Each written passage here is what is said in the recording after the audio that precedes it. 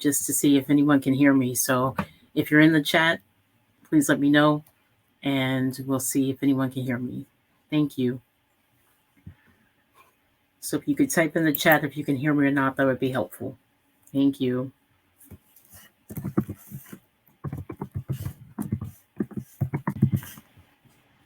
Hello.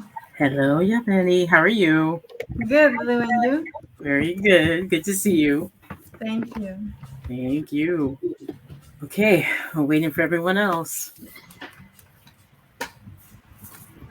How was your day today? Wow, it was long so far. Oh, no. Yeah, I woke up early and I did several things, and yeah, I feel like it's afternoon. I mean, like at 5 p.m. something like that. But I'm very happy to be here, and and share my thoughts and also learn from others. Exactly. I agree with you 100%. And what about you? Yeah, no, I think everybody had like an early start today. I started my day like, let's see, like 5:30 this morning, trying to make certain I can do everything I wanted to do as soon as possible. But you know what? I'm honored to be here. I'm happy to be here, and this is going to be an excellent session because you are here and the other panelists are here And as also well. because you are moderating, so thank you. Oh, no, thank you. Milta, hello. Hi. Excellent. Welcome. How are you? You could see me and hear me fine, right? Yes, yes, yes. Okay, great. Thank you. And Lucero, hello. How are you? Were you guys listening to the last presenter? Part No. of the last presenter, yes. Oh Did you? my God, it was just extraordinary. I was just so inspired. What beautiful, beautiful story. Yes, yes. And I can't wait to, hear some of the other sessions as well. I know I wanted to listen to more of the sessions yesterday, but yesterday was interesting schedule wise. I'll just put it that way. So yeah. I don't know how you do it all, though. How do you do it all? Because you are always doing something, and I'm so impressed. I have like this. I just have like two things that I work on, and I see you all over the place, and I'm just like, wow. No, you know what it is? I often joke with my husband and say, you know what it is? If I had children, I would be occupied. I do not have children at this stage, so Same here. I I don't. so I think there's a trade-off. I hate to say it, but I think, women mostly are the caregivers, and if you don't have, someone to take care of, I think a lot of people may do other activities. I think that's the case with me. Yeah, I think so.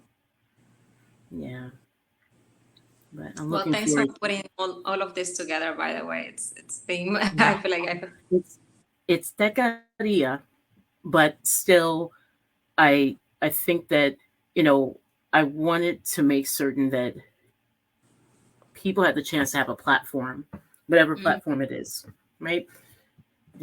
These appearances I think are very useful on so many levels. So many. It helps with networking. It helps with awareness, in terms of who you are, your organizations. Yeah. Okay. I see it's 1 o'clock, but I'm noticing we got a few people watching us, so welcome. So we're going to start the panel discussion very soon. So welcome. And we are going to start. I just wanted to I see some people typing in Slack with different messages. They can keep typing in Slack. Okay, so welcome. And I'll technically introduce myself last, but I'll just give my name at first. Hello, welcome. My name is Lavere Walker Hannon. I will be your moderator for today. And we have three amazing panelists joining us today to talk about Latinas in the tech industry. And I'm going to start by sharing a quick presentation. I'm going to ask each of the panelists, when you see your slide, to please introduce yourselves for about maybe 1 to 2 minutes. So just bear with me for a second while I share my screen.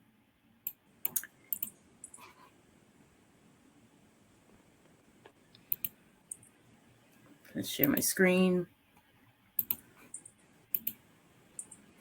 I'm going to ask the other panelists to let me know if they can see my screen or not. Can you? Yes, we could see it. Perfect. I'll put it in actual presentation mode so it looks better. Okay. Can you still see the screen? Yep. Perfect. Thank you. So, okay, welcome once again to the Latinas in the Tech Industry panel. And we are going to have each of these wonderful panelists introduce themselves. So let's meet the panelists. And panelist number one, please introduce yourself. Thank you, Albert. I'm, very happy to be here and very honored to have this opportunity, to talk and speak out a little bit of my experience in my career. So I would like to start with my name. My name is Yarenila Rodriguez. I'm from Mexico, from Monterrey City. And right now I am a PhD student at the University of Puerto Rico, and I am in the mechanical engineering field. And basically, some of the photos that you are seeing in the slides when I graduated from my master's degree in Puerto Rico, and I enjoy a lot sharing my Mexican culture with with everybody. So I was there in a party, in San Juan, in the capital here in Puerto Rico, and I also enjoy giving talks about how to pursue a career in STEM or STEM to young girls. So, and a little bit on what I do in my research lab about my, my doctoral studies. So I can talk a little bit more about that during the conversation. So happy to be here. Thank you. Thank you so much, Yareni. Thank you. And next. Thank you, Lou. Can you guys hear me? Yes. Perfect. Thank you so much for the introduction. My name is Lucero Lopez. I am, well, I guess I should start where I am now. I'm currently in Pittsburgh. I am in my first semester of my graduate program in a master's degree of material science, which is highlighted there on the screen. I did my undergrad at UC San Diego, so I came all across the country about 2.5 months ago. I am currently actually working a full-time job while in graduate school, so it's a little bit of juggling the balance of, life and family, but also career and also academia and also just trying to stay on top of my classes. So I'm Mexican American. My family is all from Mexico, Ciudad de Mexico, as you see there. It's one of my favorite places in the center of Mexico City. I did my undergraduate focus in nanoengineering and material science, but I was a chemical engineer. When I wanted to go into grad school, I really wanted to focus in material science and engineering. So obviously that's where I'm at now. And that's a professional picture of me for our senior class pictures, as well as my graduation from high school. I really love that picture. Those are my two siblings. They're 10 years younger than me, but they're 11 months apart from each other. They're literally an extension of my heart. It's a very sweet feeling, especially as a older sister, and a Latina older sister is just, puro amor. So thank you guys for having me, and I'm excited to share my story and excited to share my experiences. And yeah, thank you. Thank you, Lucero. And next. Whoops. Oh, let's go. What just happened? PowerPoint is doing something unique. No worries. Okay. We're going to go directly to that slide and meet our next panelist. So let's just see about. Oh. PowerPoint is doing something unique. Okay. So let's see what's going on.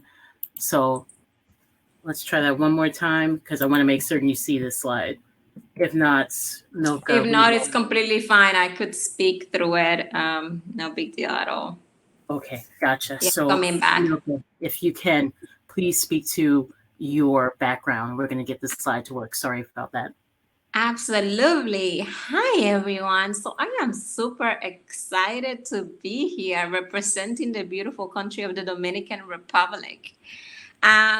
So I am actually accidentally came into STEM. I spent most of my career, about 8-9 years, in investment banking, working for unnamed companies. And I actually resigned from my job and then started learning by myself to code and doing actually a data science, studying data science right now. But my true passion is the work that I do with my nonprofit. I am the founder of Perfecto Labs, which is a school in the Dominican Republic that teaches Dominican children to code, that teaches them robotics. We're starting a program with artificial intelligence now. So I am super, super passionate about bringing technology education to children of color, to Dominican children, and hopefully one day even to children all over Latin America. This is just the start of my school. There's just so many exciting things that are happening. Well, you could see the presentation now there. The pictures, they are my beautiful islands, which is tiny, but and then there is, I do have a background of China. That's me with my prize. I lived in China for like 6 years. I did my master's there in China. And then those are some of my kids studying robotics. School has 50 children right now. Excellent. Thank you, Milken. Sorry about the slide. And I apologize on behalf of PowerPoint as well. So thank you, Milka. And then just finally me, hopefully the slide behaves or not. So hello and welcome once again. In terms of my connection, I know all three of these amazing panelists, and it's an honor and a pleasure to be here with them. In terms of my own background, so I'm with a company called MathWorks. I'm one of their application engineering team leads. I've been with MathWorks for 21 and a half years, and I present a lot of material, typically in the AI and the data science space, to a lot of customers. So in terms of heritage, la familia de mi padre es de Panama. So my father's side of the family is from Panama. So I'm very happy to represent my Panamanian side of the family. And it's an honor and a pleasure to be here. But let's get to the panelists and ask some questions. Thank you once again for joining us. And I will stop sharing. Okay. And please pay attention to the chat. We're getting a lot of great comments in the chat. So feel free, panelists, if you're not answering a question, to also reach out to people in the chat. Thank you. Okay, so we have a few questions that the panelists have highlighted that I think will really help out with this particular panel. So I'll start with first question. So here's what we have. I'm curious about each of your journeys. So I'd like to know, what was your journey for getting into your current role in STEM or STEAM, either one of the two? So I'd like to start with, let's say we start with Lucero. So Lucero, and then we'll go to Milka, then Yoreni. Thank you, Lou. That's a great question. I think very typical as a kid. I definitely threw my Barbie dolls across the room and asked my dad if I could take apart the toaster, or, you know, todas las veces that I got in trouble for, you know, oh, I can fix it and I couldn't put it back together, things like that. So there was definitely a interest, but I just didn't know how to explore that because it wasn't something that at the time as a young girl I thought was accessible to me. I didn't know anyone that was an engineer. I didn't even know anyone that went to college or even had a, you know, higher degree of what I'm doing now. And so the journey for me to just get to where I am right now and kind of looking not only backwards, but forwards to the career that I'm going to have is interesting, because there's definitely been moments where I kind of hit roadblocks, especially in undergrad. I went into chemical engineering with a thought in mind of what I thought my career would be right after college. And it was not exactly what I anticipated or what I had dreamed. And so it's a big part of the way that I'm sitting here today is I've had a lot of mentors. I've had a lot of friends. I've had a lot of, you know, family members just, relay the information that, you know, reminded me of who I am, why I started this process, and reminded me that, you know, mija, if you hit a wall, you know what you do? You go over it, you go around it, you dig under it, you don't stop. And so for me, the journey has been quite a learning to adjust, to reinvent, to innovate what I think I want to do. And on top of that, it's been nice to be able to share these experiences with similar women in my department and men in my department who've also gone through, you know, stories of getting out of college, not finding a job in engineering, and then wanting to go back to school. So it's been nice to be able to share this journey with people who have so unique paths, because it's made me realize, okay, unconventional maybe, but it's all beautiful. It's all part of the, beautiful rainbow that is STEM and STEAM. So for me, the journey has been a lot of, ups and downs. I'm sure everyone can kind of, attest to those feelings. If I had to say one thing that has been consistent in my journey, it's always been talking to my parents and always having them remind me, Mihan, don't you remember you broke this? Or, you remember that you wanted to go to space camp and not Girl Scouts, reminding me why it was there as a kid has helped me now, especially in graduate school when things can get really difficult. So for me, the journey has been reminding myself to look back every once in a while. That to me is really key. This is excellent, Lucero, and thank you for sharing that with us. There's so many items that you said that resonate with me, and I'm sure that resonate with many of the audience members. Thank you. And Milka, next, what about your journey and your current role in STEM or STEAM? So I think that for me, my journey was very much one of hiding myself and then just revealing myself again through going back home. So what do I mean hiding myself? I started working in banking for from very early age. And what that meant for me was that there weren't a lot of people that looked like me around. I would never allow people to look at my natural hair. Hello, have you seen more gorgeous curls than these? That's right. I don't think so. But expecting a 19, 20-year-old to know that, especially being surrounded by so many other people that look like they're so smart, that don't know themselves, that don't look like me. I think it was a very long time of a journey of me hiding myself through not only the hair, but then also just through not really shining a light of my Dominicanness, right? Just to try as much as possible to look and be as non-ethical, ethnic, right, as I could be. To now going all the way around, and a couple of years ago, deciding to move back to the Dominican Republic to start this robotics school for children. It was like full on around and realizing who I truly am, and then entering my power because of that, and more importantly, giving that power to children that look like me, to those other little girls, so that when they get to 2021, they don't have to hide themselves to be successful. Another small point that I want to make on that is about doing difficult things. Lucero mentioned that word difficult. I think that for every young person that's listening to us, doing difficult things early is key. For me, it was Chinese, studying Chinese. Once you get to that point in your life that you're like, wow, this was really difficult and I did that, then it becomes, you just, robotics fine, coding is fine. Like, it's just difficult, but of course I could do it. So, yeah. Milka, thank you so much for sharing with the audience. And I think one of many items that I take away is, being able to embrace yourself and bring your full self to whatever you're doing is important and helpful. And you may not just be helping yourself, but you may be helping others along that process. So thank you. Thank you so much, Milka. And Irene, please. So what does your journey look like in your STEM role? Yeah, well, it's, I think I will agree with Lucero.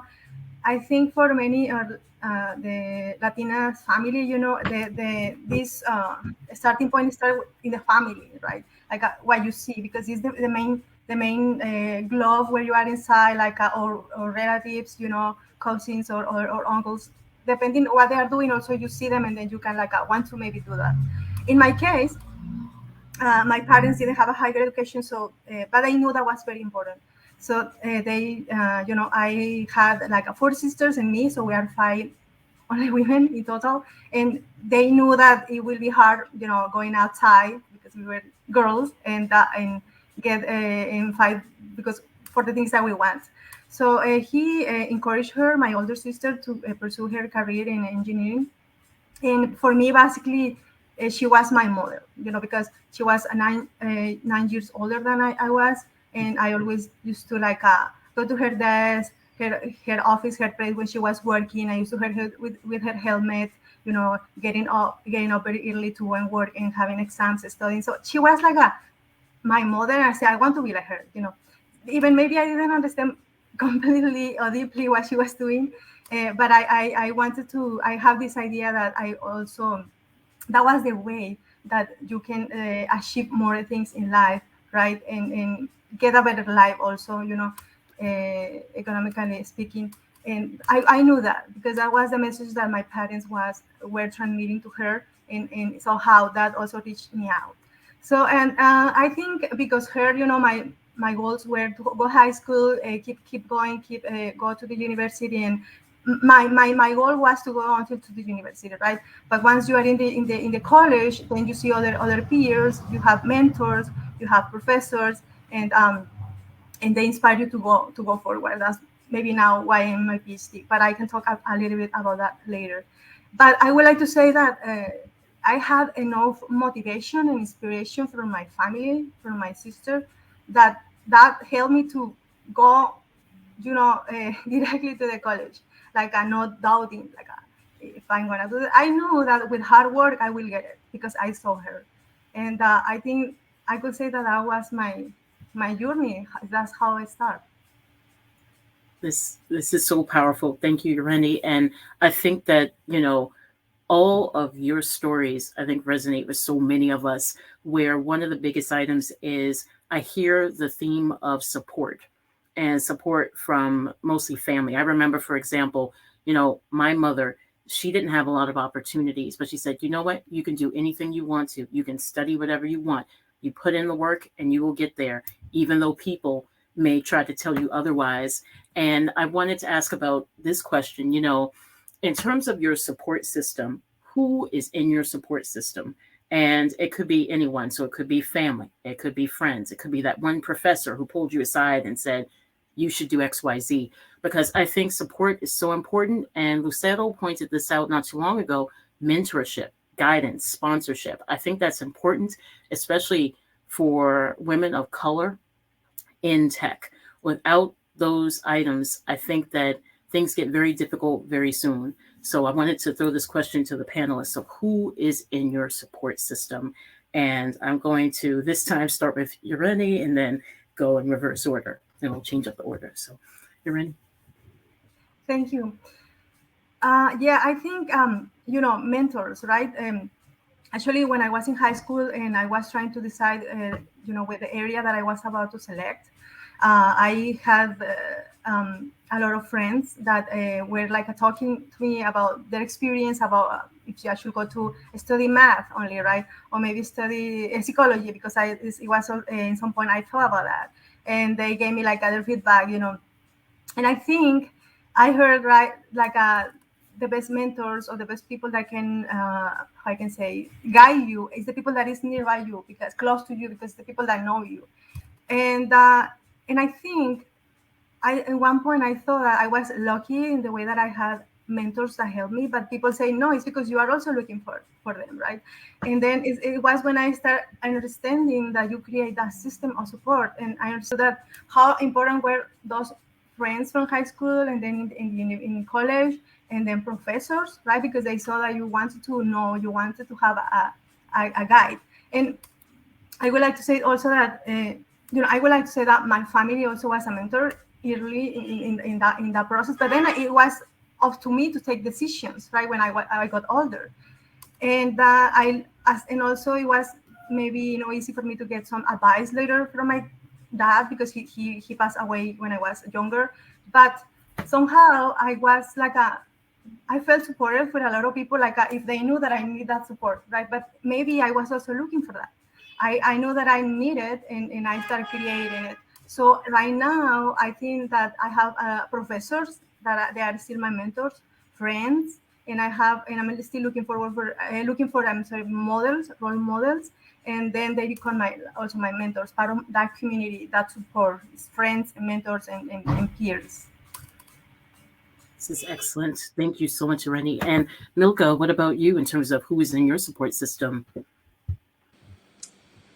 I think you almost have to have maybe a person within either your family or friends that truly know you, and then you also to have a person, in whatever company, or at least one person, obviously, you're in, that might not know you as well, but that wants to help you and that knows the industry. So for me, my sister is my number one person. This is a woman that got pregnant during her teenage years, still finished college, and by the way, is now an executive, managing more than 100 people in this. She's just a badass, like any conventional thing that you would imagine, she has surpassed. So when I see her, obviously extremely inspired by that. And then professionally, I've always, every time I start a new company, I am not afraid to reach out to people. When I was in banking, I was out there, talking to people. Now I just started a new role in a data tech company. And trust me, I will go whoever the CEO, whoever needs to see my beautiful brown face. I will go and I would say, I am interested for you to tell me what I need to do, because I'm very ambitious and I want to get there. And this is who I am. And I know I'm not perfect, but I want to get there. And I'm very frank. Just be honest with me. What do I need to do? And I will do it. Excellent. Thank you, Milka. And Lucero, then I'm going to make a comment too. Lucero, who is in your support system? Thanks for the question. I agree with everything that Milka and Andy said. I mean, that's just encompasses everything on that side. I want to talk about something that is on kind of in the background sometimes, which is that not only do we need mentors, but we need to mentor. It's a two-directional system, because one of the things that has really brought a lot of purpose to my life is that there were two things. One, I think I grew up definitely to be the, soy la hija de mi papá. I'm definitely my father's daughter. And I was like, well, I don't need anyone. I'm going to do everything on my own. I'm going to, get through college without ever asking for help or going to an office hour, things like that. And then slowly I realized that there is strength in knowing that you are supposed to talk to other people. You're supposed to find resources. And in the college setting, it's very easy. It wasn't until I got out of college, when we were no longer in a library and I didn't have any connections to people, that I really leveraged those mentorships, where I reached out to professors, where I reached back out to people who were in my corner in undergrad and be like, look, I'm having a really hard time. This is very difficult for me to admit and to be open and vulnerable, but what should I do with the next years of my life? And several of them were like, didn't you talk about going to grad school? And so it is so important that as they've enriched my life, I've also tried to do the same, which is why I have been super involved in SWE all my life, why I love to be part of community programs of encouraging, young Latinos and Latinas to apply to graduate school, because there's that other half that sometimes I forget myself, which is that, of course, I need help, but I also remember what it was like when I was in high school looking at applications, like filling out the FAFSA, and my parents were like, well, I don't know how to do this. You need to ask someone, because we've never done this before. So the same thing goes now. My brother and sister, their friends that are applying to college in the next 2 years. Hey, have you ever talked to your parents about a FAFSA before? Do you know what a Cal Grant is?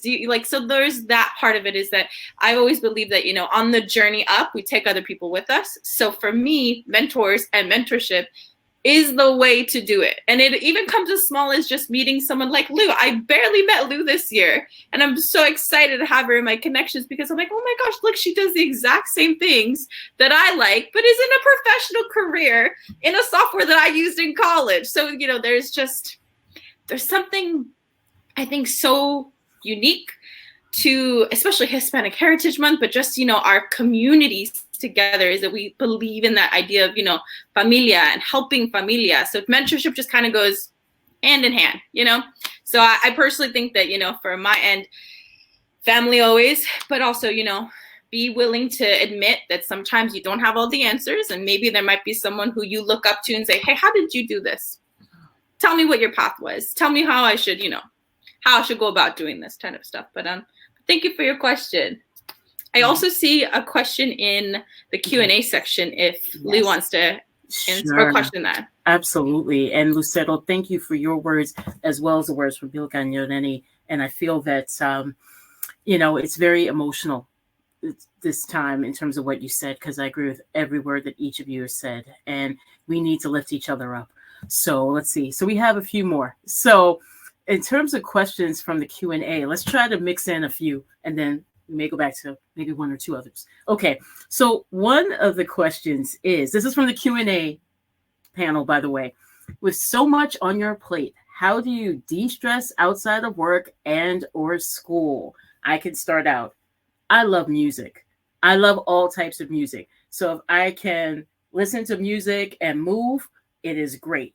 It is wonderful. In fact, I used to have a saying when I was younger, when I used to work out more: when in doubt, sweat it out. Okay, you can quote me on that. It helps out quite a bit. But I also like to make certain I stand with others in terms of mentoring, helping out, as well as spending time with family and friends as often as I can.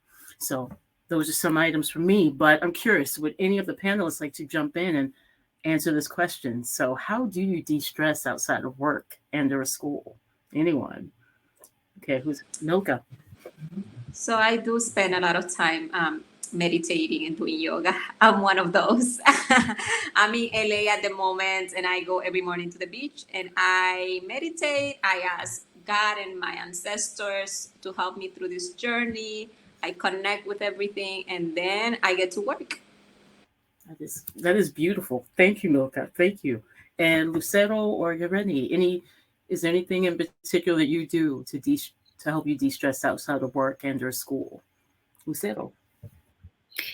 Sure. Yes. Well, since I'm new to Pittsburgh, one of the things that I love to do is I love to go try local foods. I love to ask people, where have you gone to eat? Where's a good place to eat? And try everything that I can, within the year to 2 years that I have here. So I've, gone to Lawrenceville. I've gone to, Oakland. I've gone to all these different areas and just tried to just walked in, what do you guys have? And just, do stuff like that. So I'm a big person to just travel within the city. I also really like museums. So Pittsburgh has a lot of really great artwork. So when I have the time and I schedule it to make sure that I go to it, because if I don't schedule it, I won't go to it.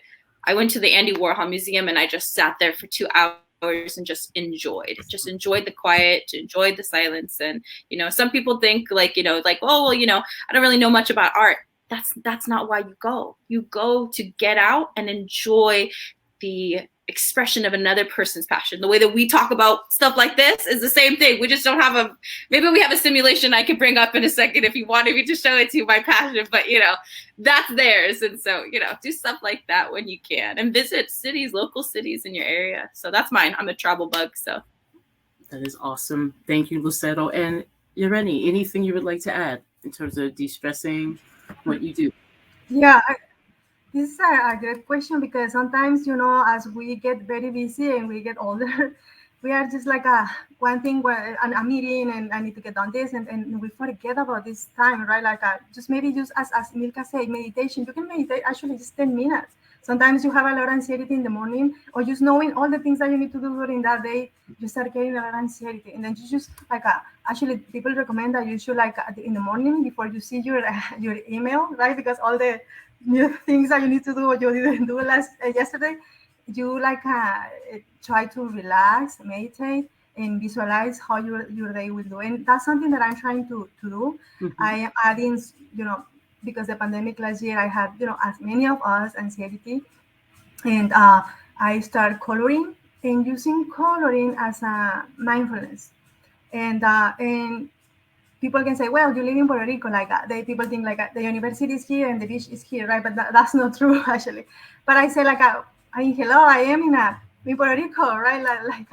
a beautiful island that why I'm not taking advantage of going to all the beaches in the morning or running or just going to the forest. Like I'm blessed in that sense. But also I think I need, as a Lucero said, we need to make that time for doing those things because they are important. They are also productive. They also make us productive. And I am in my way right now to include more going to the beach in the forest because that just recharge me a lot and give me a lot of inspiration. You can see it as a place to get inspired also.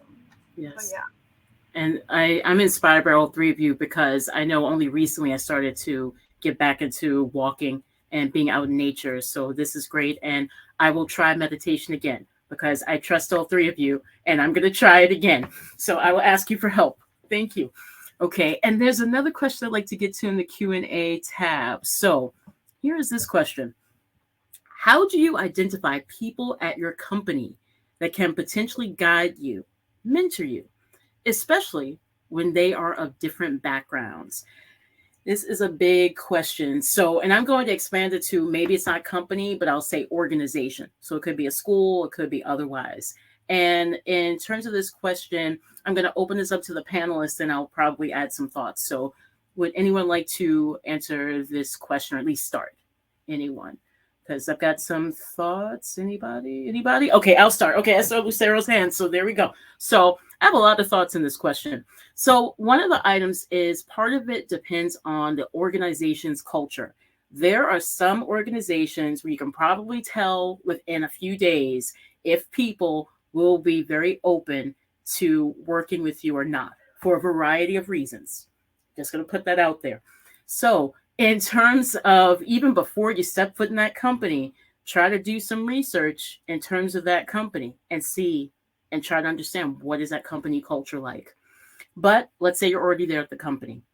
So if you're already there at the company, you will typically find people who you can connect with in a variety of ways. It could be through projects that you're working on, where you can tell people will be willing not only to work with you, but are willing to actually identify the good work that you're doing. They're there. They will identify themselves. You have people who you could just casually maybe say hello to, at least starting out, let's say in the cafeteria. But then after just a casual hello, you talk for longer amounts of time. Those individuals could be a starting point. Maybe they can introduce you to others. The other item too that I know happens is you could connect with people related to work, but actually outside of work. I think now we have a very large opportunity with social media. And here's what I'm going to say. I've met a lot of my colleagues at my current company, not directly at work, especially now with everything that's happening with COVID-19, but through various channels on social media. I've connected with a number of my colleagues through LinkedIn, through, let's say, Twitter, believe it or not. And through those connections, they have actually helped me out at work, believe it or not. So I would say, look for those individuals. They will make themselves known typically. They will be there for you. They will advocate for you in their own ways, whether it's to say, hey, I agree with so-and-so during this meeting or otherwise. And panelists, just to throw out that question to any of you. And the background part of the question, sorry, in terms of backgrounds, I think that because let's put this out there, Latinas in tech, the numbers are not very high. So more than likely, you will be working with and around people who are not from your background. So one of the items is, I think we have to get comfortable with going with the idea of maybe you do find that mentorship with someone who's not from your background, especially in quite a few organizations. So just wanted to add that. And panelists, would you like to add anything to the question? Anything? No one. Okay, everyone's fine. Thank you. I'm trying to see this Q&A panel so we can see what's upvoted or not. I know there's a question specifically for Lucero. So, Lucero, oh, what just happened? Is our Oh, she Lucero? just left. No. Okay. Our Lucero will come back. Okay. Let's go back to actually a few other questions, because one question I want to make certain the audience members hear about is the following.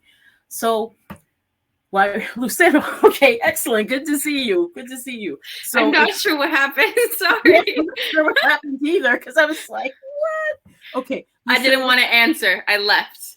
yeah, okay. Well, person who posted that question, Lucero, she will answer. And Lucero, if you want, you can answer maybe in the chat, or we could go ahead with another question for all the panelists. I'm fine either way.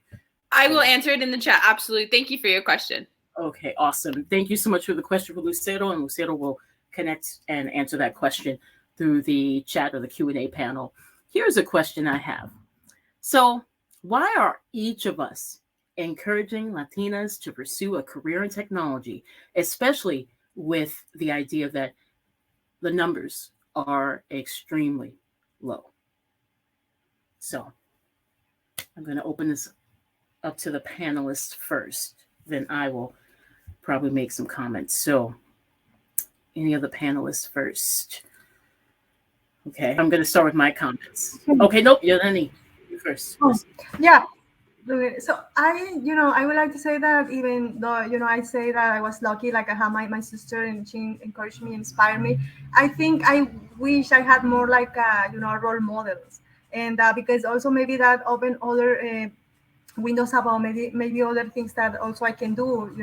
In this case, I'm very happy that I selected engineering, as my career. But I also think that it's important to be happy in the area that you are. And what I would like to say is why I work and I participate as a mentor and as a panelist for encouraging girls is because I think, one thing is because we are lacking of that representation in industry and company in academia, but also is because that because women are a big part of the population, and we need that balance also. At the moment that we are encouraging Latinas, we're also encouraging women, right? And they are being models for other women, not necessarily Latinas, but from other race. So what I think is important also to encourage them, because that representation will also help them to have a better life. Don't have the necessities, or maybe I'm talking more about my perspective, right? Like what I faced when I was younger, because as I mentioned, or maybe I didn't, but I had 4 sisters and me, and 3 of them didn't go through college, and I wish they were. So what I'm saying is that maybe my sister impacted me, and that's why I'm now in this stage of my life. But what I think is that what I do this is because I believe that we all deserve the same opportunity. And when we fight about giving to everybody the same opportunity, or decide the career they want to study, STEM, right, or another one, I think we are also growing as a society and as a community. Thank you so much, Randy. And Milka, please. Thank you. So this is a big one for me, because this is literally the reason that I left. This is the reason that I started my school, Perfecto Labs. Okay. Most of our students are actually women, but so there's two parts here. Latinos, which are very underrepresented in technology. I will speak for technology, which is my field. So technology, Latinos, which are very underrepresented, and then women, which are also very underrepresented. So when you have this mixture, and then on top of it, Lou and myself have also on top of it the Black part, which is also very underrepresented. So it goes without saying how amazingly important technology is. We use it in every way, shape, or form. You use it in Facebook, we're using it now, you use it when you grab an Uber, we use it in every part of our lives, or most parts of our lives. It is a scary world where the only people that are building the technology that we use are only white men. Guys, it is a very scary world. I mean, I love my white men, but it is just as it would be a very scary world if only Latina women were building those technologies. It's the same thing. It is equally scary. We need more women and we need more Latinas because we are creating the world in which we will live in. We don't want to be 20 years from now talking about the same issues of discrimination, the same, which will happen if we don't act, right? So of course it is key for us to be building this world together. And aside from that, it is just fun. I mean, look at these little guys that I work with, right? Look at these little guys, right? Like I teach the kids to do robotics with this guy, which also dances, reggaeton and all types of really cool music. Technology is super fun. And from somebody that has come from a field that, is banking, I had never had as much fun working with robots as I've had in the last couple of years. So I'll leave it there. Luca, thank you. Lucero, would you like to add anything? Briefly, just very briefly. Sure.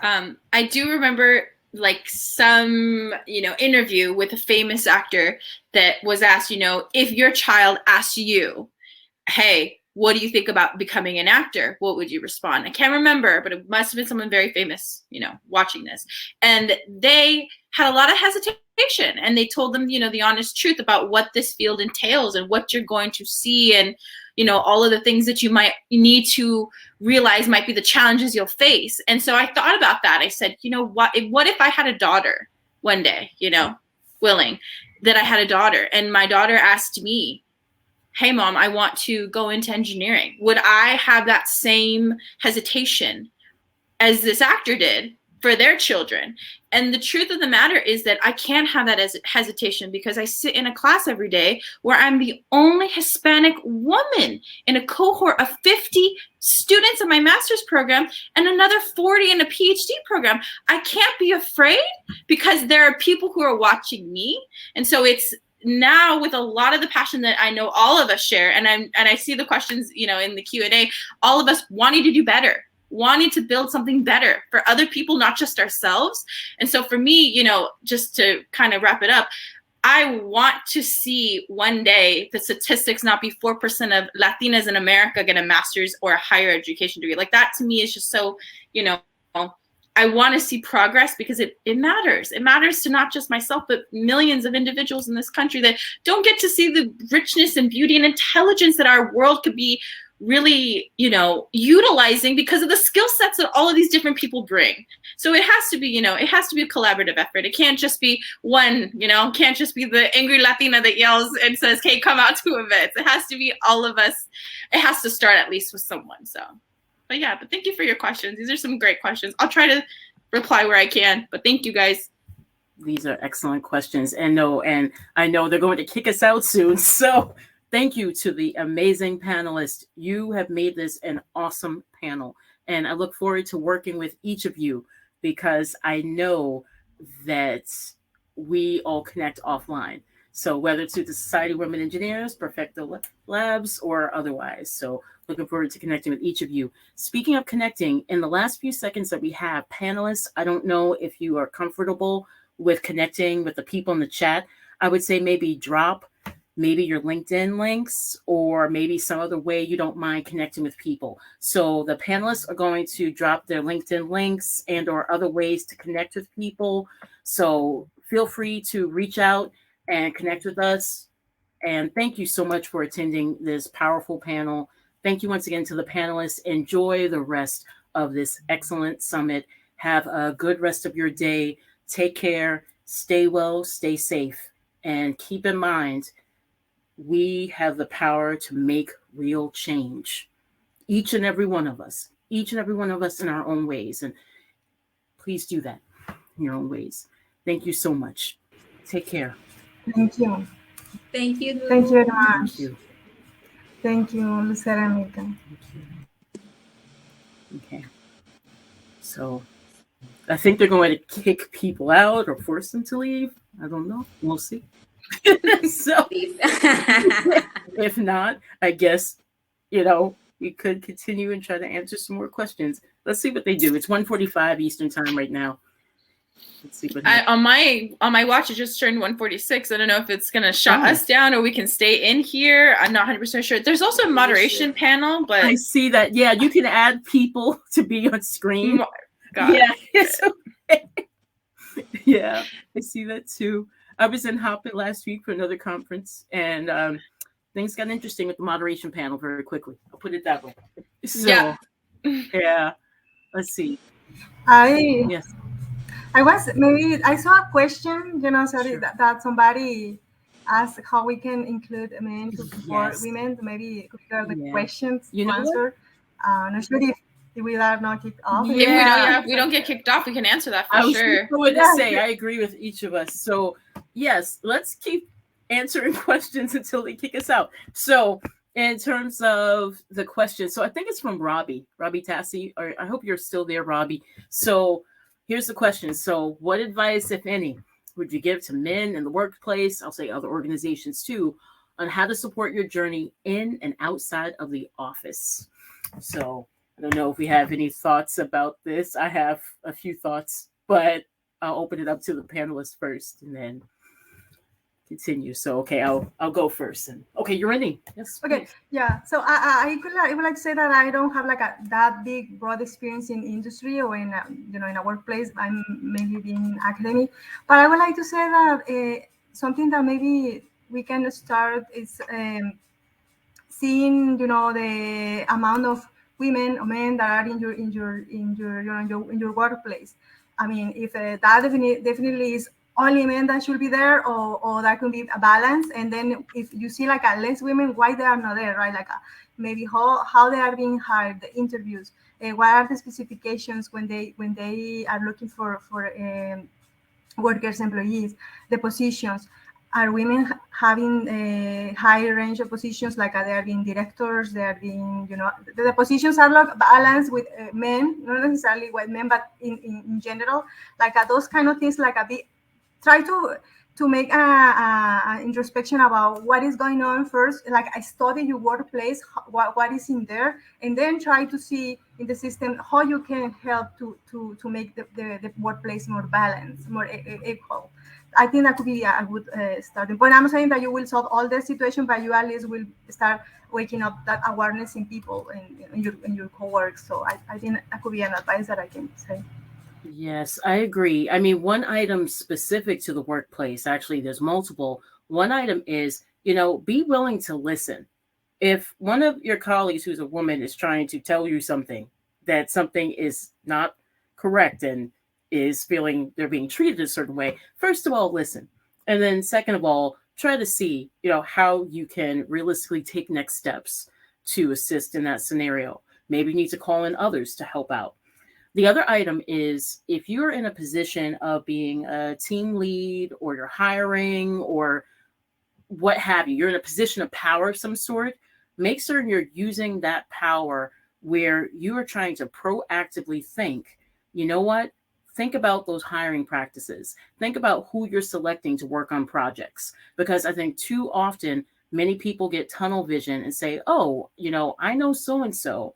And then you look around the room and it's like, it's all men. And it's like, really? Were men the only ones that had the skill set to work on this project? I think we need to check that. So try to really examine who you have working on your projects if you're in that position, who's being hired, and also who you may even highlight to be a mentor to someone else. Consider that. So let's see. I know we have, okay, I know what I'll do because I'm looking at their Slack channel too. And they're recording. So let's go up until 1:55 Eastern time, 5 more minutes, and then we will depart this session. So in terms of other questions, there are a few others. I'm seeing a few. Would anyone like to highlight another question that they see, whether it's in the Q&A or in the chat? Anyone? I will, yeah. This question says, to each of you, did you find a Latina mentor in your journey? Was this or was she or is from high school, college, or in career transition? If not, would you have wanted to have a Latina mentor? Absolutely. I can say this and this is actually something I continue to search for, because what you find, I can only speak on the, graduate side of things is that it gets smaller. The community gets really small. And so then, you know, you look around and you start to see like, you know, where are my people? Where are my people? And then you see one person and you're like, I got to talk to you, because it becomes a sense of, I don't have to explain certain things because you just get it. So when it comes to mentorship, especially at a graduate level, there's not a single Latina professor in the MSE department. And that's sad. And that's obviously something that I want to bring up and highlight and change. But there are women of color professors in other departments that will go through very similar experiences. And oftentimes they'll be the only one, and they'll have those isolated scenarios that they cannot speak to other people because they would be the one in their one department and another in another department. And so for me, at least in my experience, it's awesome to be able to meet someone. It doesn't always have to happen, but it is awesome to be able to just relate to someone so instantly and having just that sense of thank you for getting it without me having to explain it. I really do wish in high school I would have started trying to find someone that I look up to and just send them an email. I really wish I would have done that. I mean, do you know how easy technology is these days? I mean, my brother made a Google website, you know, like it's just, it makes me, you know, laugh that like connections are out there, and I know that they're scary and you get worried that maybe they won't respond. Even LinkedIn does a great job of making it like less weird and just, oh my gosh, this person works here. So I really do think that it has been an enriching experience for me, as well as it will continue to be an enriching experience for me as I keep going. So I 100% stand by this question. So, well, since we still have a couple more minutes, can I ask the other question to the other panelists? Yeah, sure. Okay, Corelli, very briefly, what is the hardest, either emotionally or mentally, thing you have to deal with every day? That's a deep question, so if anyone wants to try. Ooh. Wow. And I want to say this, if anybody feels they're going to go to a place that's too much, be mindful of your reply, if you want to reply. That's all. Yes, sorry. Yeah, I think, you know, I would like to speak out from women that are moms. I'm not a mom, but I would like to maybe say it because, you know, women are known as being caregivers, like we take care, we care a lot, you know, and sometimes we carry in our shoulders a lot of responsibility. As a Latina, you know, we also care a lot, like we care about our families. So maybe even we're far away from them, we still like maybe thinking about that, right? And that's something because that's our tradition to be very, very, very close, you know, and connected with our family. I think maybe in my case, having a balance of that, and also maybe sometimes thinking about the like, okay, I'm gonna finish my PhD, I'm gonna be this age, you know, and I'm gonna be this old. It will be easy for me as a woman to find a job. They will think that I'm gonna get married and then have kids, and then I won't do my job good or effectively, or you know, or I'm gonna quit, you know, and all those things like in how that will be for me. It's not like a maybe every day, but I think every other day.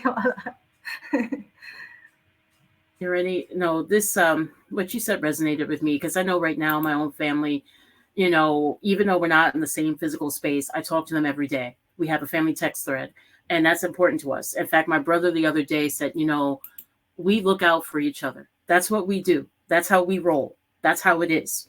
And, you know, I think it's a powerful thing. I've heard of too many other colleagues who don't have that. And not to say anything about, you know, how they are, what's happening in their lives, but I feel that something would be missing from my soul, from my essence, if I wasn't able to connect with them. And even though, like one of my younger brothers, he's going through dialysis. I don't know how much longer he has. You know, my mom is also not in the best of health. I don't know how much longer she has. But, you know, in the back of my mind, I say, you know what? I'm going to make certain I'm there for them as much as I can while they're still on this earth. Yeah. Amen.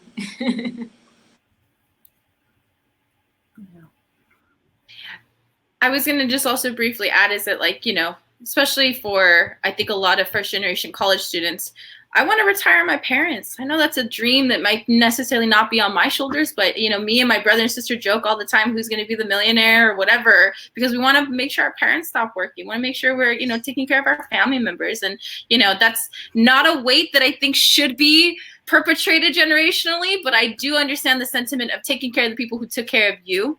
So for me, at least the biggest weight that falls onto my mind is I can't give up. I can't give up. I got people that I love that have supported me and know that I got to do this. So, you know, it's that little push that sometimes when you're not super wanting to study or super wanting to do well on the next exam, it's just a nice push to remind you why you came. So for me, it's, you know, kind of that back of my mind, you know, there's, you know, a lot more than just me writing on my success. So, you know, it's not something that, again, I want to promote to my children or other family members or, you know, those, but I do think it's really, important. And also briefly, thank you, Shad, for your comment. Also, if you are in a position of power at any company and you would like to be an ally to these systems, please also assuage some of our fears that you are not going to fire people should they decide to get pregnant or change their career path. Because if you hear that these are the comments that they feel and then see a company culture that promotes that, they tend to make sure that those things don't happen because they think that that's the type of culture. Even just a simple, you know, hey, just want to let you know, as a, you know, position of power, we support your decisions moving forward. Because, or justifying pay raises. Women shouldn't have to justify pay raises because they have children. You wouldn't ask that of a man if they were asking for a pay raise. Small things like that. I mean, it seems so trivial, like, oh, everyone should know, but genuinely everyone does not know. So if I can add that. Absolutely. Oh my gosh, absolutely. And let's see, I know the numbers are decreasing. I'm seeing the number of people like leaving. So I think that, you know, we had some extra time. So thank you so much for staying with us. It has been a pleasure. And once again, connect. You'll see our links in the chat. So connect with us and we can continue these conversations. But thank you once again to each of the panelists. So you've been wonderful. Thank you, Yorini. Thank you, Milka. Thank you, Lucero. And each of us have a great rest of your day. Enjoy the rest of the summit and keep in touch. Reach out to us. Any last words, anyone? Milka? Thank you, Lou, and thank you, Techqueria, for putting this together. If you're interested to learn more about my organization, you know, please follow us in Instagram at Perfecto Labs Coding. And if you're interested in any way to help out, teach some children to learn how to code, yeah, just reach out in LinkedIn as well. Thank you. Bye-bye. Thank you. Excellent. Take care, everyone. Thank you. Thank you. Bye.